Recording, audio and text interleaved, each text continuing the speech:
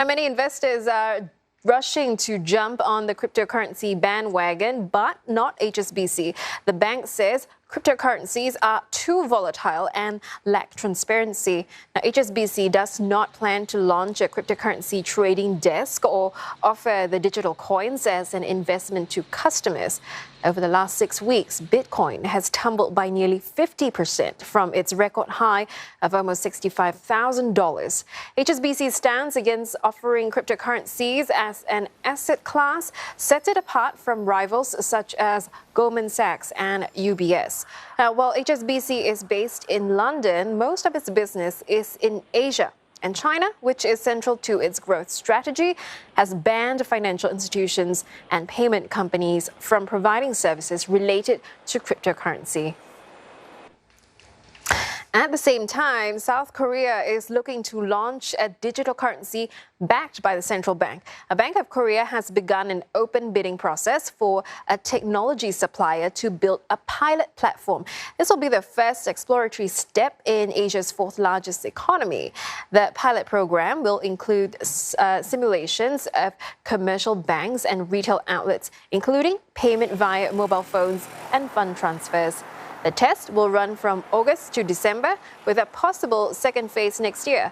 The central bank says it is preparing for changes in the payment settlement system as cash transactions are falling substantially.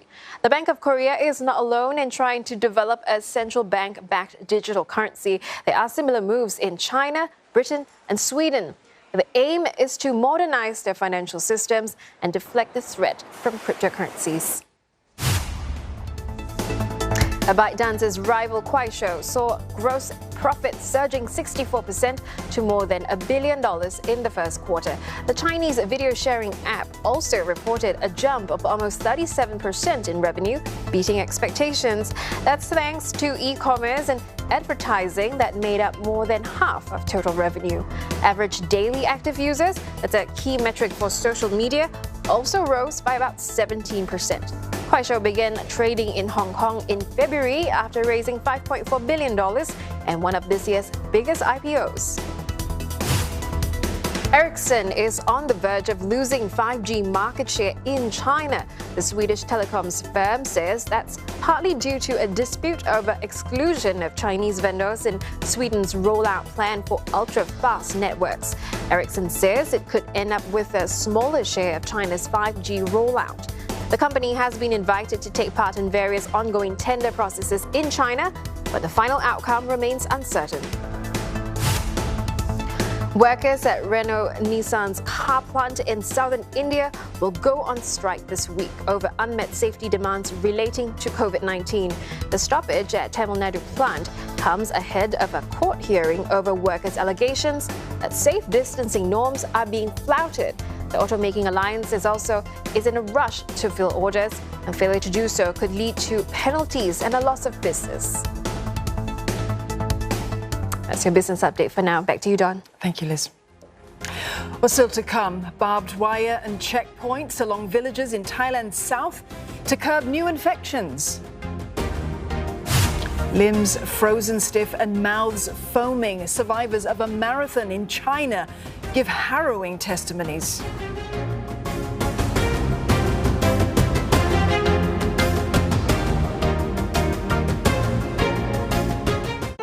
A reminder of China's past, glorious, majestic, powerful. Its centuries-old history gives us an understanding of where China's future lies. The ambition to bring back the greatness of an ancient superpower is palpable. I have a front row seat as China's new chapter of history unfolds. It's exhilarating, and I'm not about to miss this moment in history.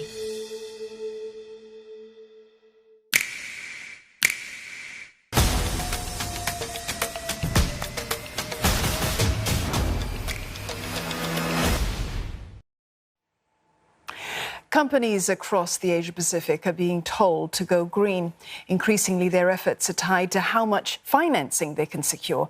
But a lack of transparency in some supply chains is hampering efforts. Gwyneth Teo shows us the solutions that are out there.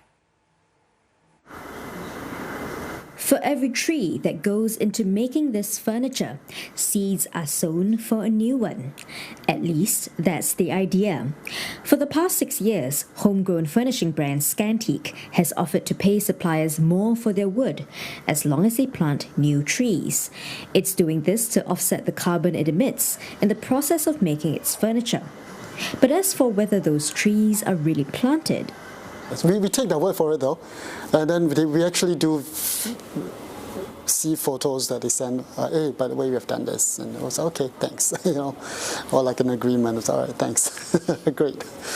While industry watchers say companies can manage compliance in their supply chain relatively cheaply with technology, the people in developing countries may not know how to use it.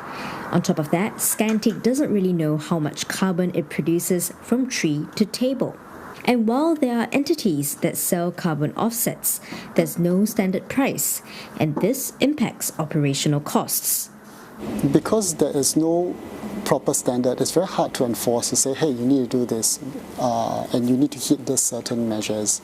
We kind of know we are heading in the right direction, but then to quantify is, okay, what's your carbon emission? What's your carbon footprint? And then to go to that extent, I think it's a bit more difficult. In the last year and a half, Singapore has gotten a lot more serious about greening the financial sector. Besides strengthening its resilience to climate change, the country is also looking to help companies capture the benefits of sustainability. It's prepared to back this up with capital while encouraging green solutions and innovation. For companies that want to keep track of their sustainability practices, it may be a case of being willing but unable to do so for now. But there are startups that are working on solutions that could help them in the near future.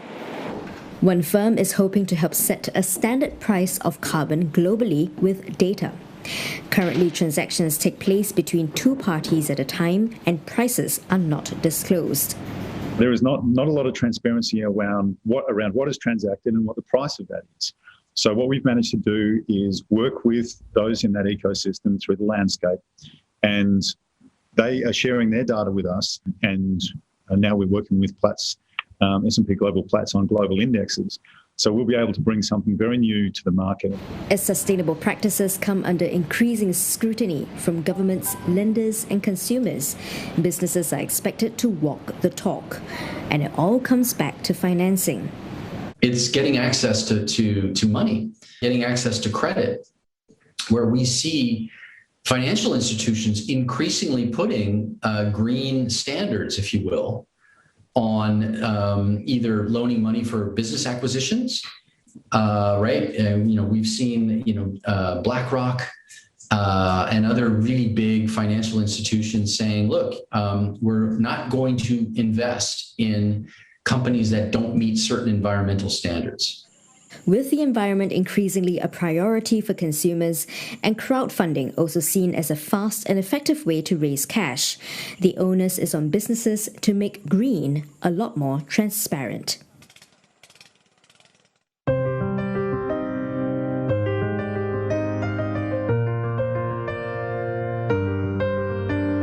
Every time a business opens its doors,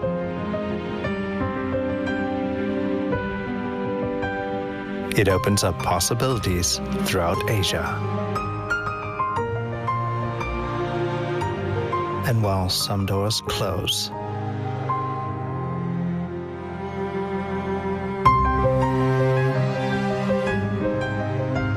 the will to try again never dies.